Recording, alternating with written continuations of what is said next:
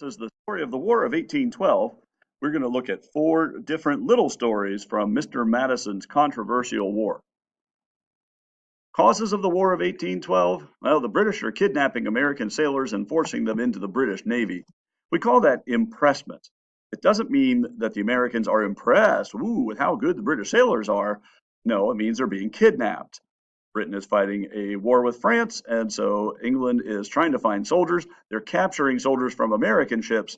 That's really embarrassing that the United States is so weak we can't stop the British from stealing our sailors.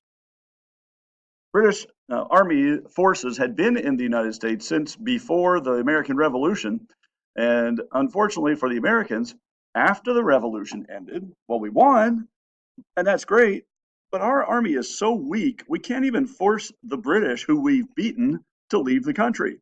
There are British soldiers still out in the Northwest Territory in forts where the red arrow is pointing, and they're also in parts of Canada, and the United States can't make them leave.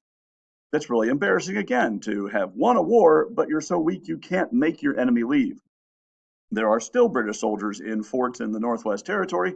The Jay Treaty was supposed to have solved all that problem, but it didn't, and so this is a cause of the War of 1812. Also, the British are paying Indians to attack American settlers out in the West.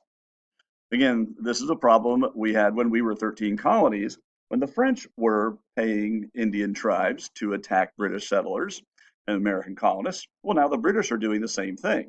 And there's quite a bit of conflict between the American colonists, or the American settlers now during the War of 1812, and Indians who are being paid by the British to attack them.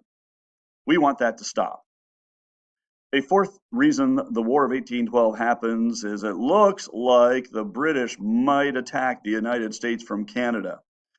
We've mentioned this problem before, that the British are stacking up on the border between New York and Canada. It looks like the British might attack us. There are a lot of people putting pressure on President Madison to go into Canada, deal with these British. Let's go get them before they get us. There are people in Congress, especially younger members of Congress from Western states known as war hawks. They are pressuring President Madison to go to war in the War of 1812. At this point, we're about 40 years after the Revolution. Maybe it seems like this newer, younger generation of congressmen don't remember some of the difficulties of war, and they're anxious for a war to happen. On the other hand, there are people known as doves. Doves represent peace. In fact, this dove is holding an olive branch in its hand, or its mouth, its beak, representing peace. So there are people on one side saying, no, all these reasons are not serious enough to go to war.